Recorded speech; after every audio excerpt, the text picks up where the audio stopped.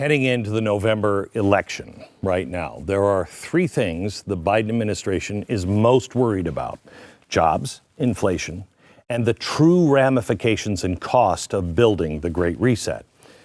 And actually, I kind of misstated that because they're not really concerned about these things or worried about them specifically. They are worried about you finding out about them before the polls. On Sunday, I was struck by this article in the Washington Post. The economy is improving under Biden, but many voters aren't giving him credit. The article goes on to say that recession fears have fallen. So has the unemployment rate. And the U.S. economy has grown faster than any other country since COVID. Okay, but is this how you feel? The Post, in this absolutely perfect textbook case of gaslighting, rolled out a bunch of charts to try to make their point. So I figured, well, it's only fair. Let me roll out a bunch of charts myself, and let's start with jobs, shall we? Remember, jobs were down. That's fine. More people are working than ever before. In fact, some people are working 3 and 4 or 5 jobs. The Washington Post's claim about jobs is the same thing we're hearing from Joe Biden. In fact, just last month, Joe Biden used the latest jobs report to announce he was, quote, cleaning up the economic disaster that Trump left behind. Okay, let me give you the truth. This line is the line of propaganda right here. This line, the yellow line. These are the jobs over the year that were created, the yellow line. Then the blue line is the revisions, okay? Shows the revised number is a little different. That revised number directly from the Bureau of Labor shows that what they came out with was a little wrong. 749,000 jobs they said they had created, don't even exist. Don't even exist. That chart comes from the Bureau of Labor. Okay? They are readjusting after you get the big headlines. Feel a little gaslit? I know I do. But it verifies what I feel. So, what does it tell us about the true unemployment rate? Because the government is telling us that it was around 3.7 last year.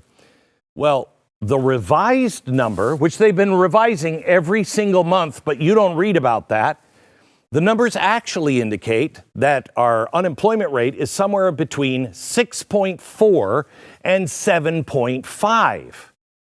That feels a little more right. But the economy is going great.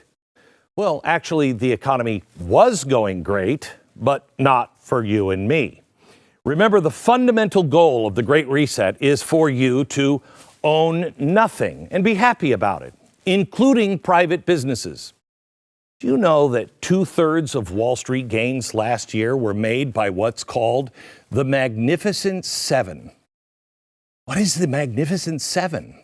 Giants like Meta, Amazon, Microsoft, Alphabet, Tesla. The smaller companies, they gained nothing or lost. But the big seven, the public-private partners, took off. Everybody else either was standing still or sunk.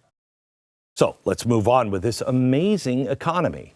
We just endured the worst bank crisis since 2007, 2008. That economic crash. Back then, dozens of banks failed. 24 other banks, okay? They failed. But a mere handful of banks eclipsed the amount of money involved in a matter of months last year. Signature, Silicon, and First Republic Bank. More money than 2008. Regional banks were crashing like the Dallas Cowboy playoff hopes, but the big Fed-owned banks, they did just fine.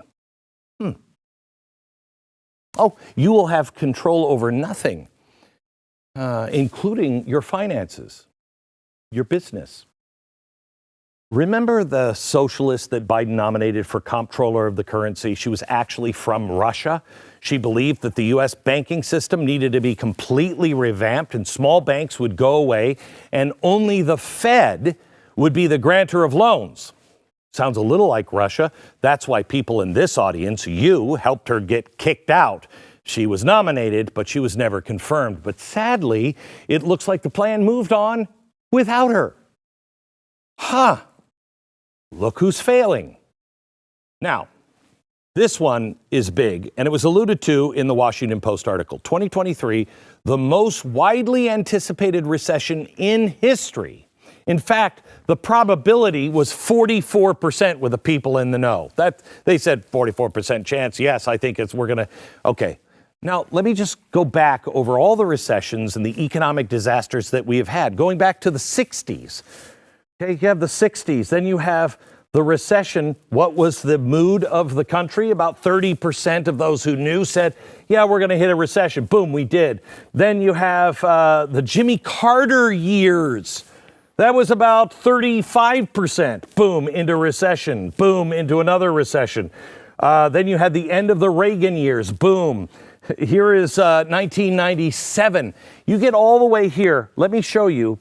This is the recession fears in 2007 and 2008. That was there. This is now. No one predicted recession like they did for 2023, but it never came. Whew, we're all good. Where are we? Now, take a look at this chart that shows our federal budget deficit. Now, check out the lines from 20 to 23. Okay, that's this line and this line. That's the pandemic years. You have 2018 is the orange line. Then you have 2019. That is the blue line. Okay, 2021, and this is 2023. Now, it's actually a little misleading because we're used to seeing when things grow, them going up, but this is a deficit, so it's going. Can we just turn the picture over real quick? Thank you. I know this is weird, but maybe it'll help you make sense. This is the big budget deficit. See how it's going up? All right, this is because of pandemic. All right. Then after the pandemic, before and after, it got back a little bit to normal, right? Then in 2023, it started to go up again. We're down, or can we turn it back? I don't know if that actually helped. Why did, after the pandemic was over, why did it start to go back? And then in 2023, we start moving towards pandemic levels again. Well, it's pretty easy. This chart shows $6.7 trillion in spending the last 12 months. This is what brought us back to pandemic levels. So why was there no recession? Well, because during the pandemic, 7.6 trillion, and then 2023, 6.7 trillion. That means that, here's something you don't know, there was a $1 trillion stealth stimulus, and nobody's acknowledging it. Nobody.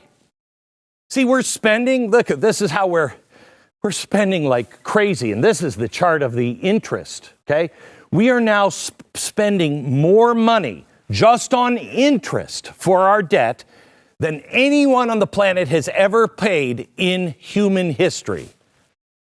Boom. Let's put that into context. Do you remember when people said, "Oh my gosh, our interest payments are going to be dwarfed.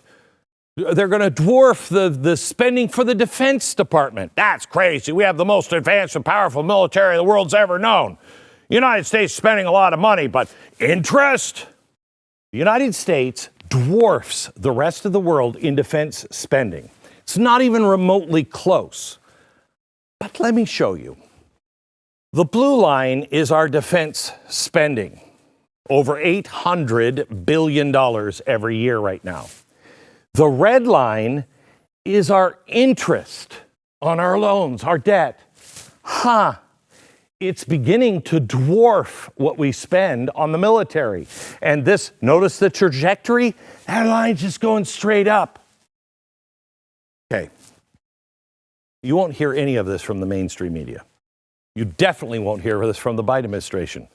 This is why they have to control the internet and speech. This is why there was an article in The Independent. Why is an English group going to Google and saying that they have to restrict me, they have to defund me, they have to silence me and the Blaze. Why would they do that? Why do they care? Well, because it's all part of the World Economic Forum. They have to silence anyone who is telling you the truth.